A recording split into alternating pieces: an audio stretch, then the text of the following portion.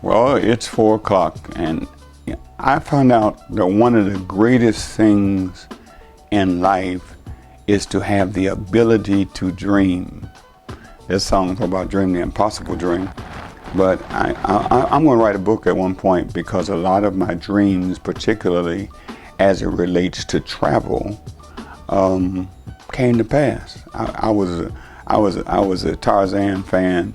And I was a little boy, and I said, one day I'm gonna go to Africa, and I want to see what Africa's like. And now I stand here, 50-something years later, in Africa 12 times. And I start thinking about all of the dreams that I've related to travel. While you're at home, start making a list. I don't like to call it a bucket list, because I ain't gonna kick the bucket, but I call it my abundance list. Maybe make a list of the 12 places you want to go. These big feet of mine, these 13s, and one of my favorite suitcases, have been on 6 of these continents. And people thought I was crazy when I said, I'm going to Australia and New Zealand. And I went.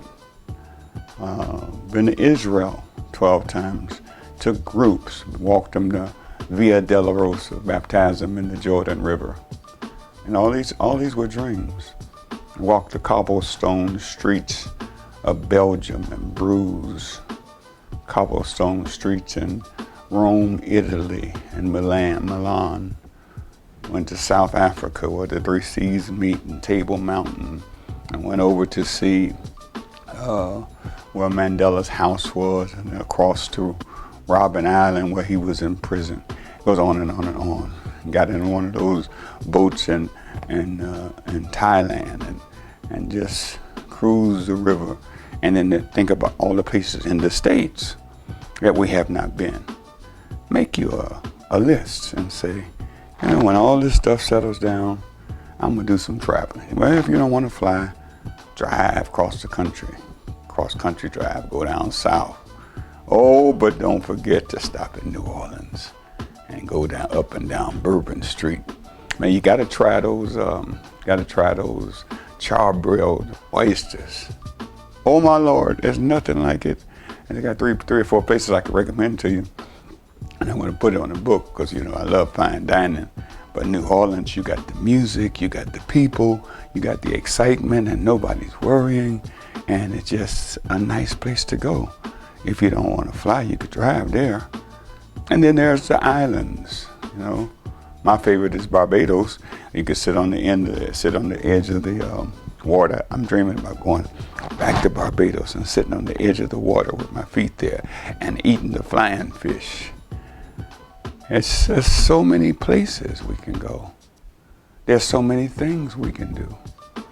A lot of you may be younger than I am. You could already start dreaming about how many buildings you want to have at a certain point.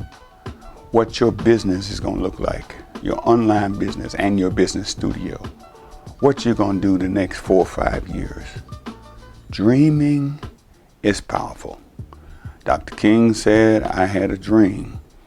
Obama's talked about dreaming and making the dream a reality.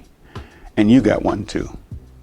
Scripture says in Joel chapter 2, and in the last days God said, I'm going to pour out my spirit upon all flesh, and your sons and daughters shall prophesy, and your old men shall dream dreams, your young men shall see visions, and also upon my servants, maid servants, I'll pour out my spirit. So that meant men and women. I've been empowered to dream. I got a message I preached some years ago. You can dream when you ain't got nothing. Joseph had a dream. Dream cost him a lot of trouble. But with nothing but faith, he saw himself to the end of his dream. And even those who tried to kill him, when they came and repented and said, we'll work for you, his own brethren, he said, I ain't even on that now. What y'all meant for evil, God has worked out for my good.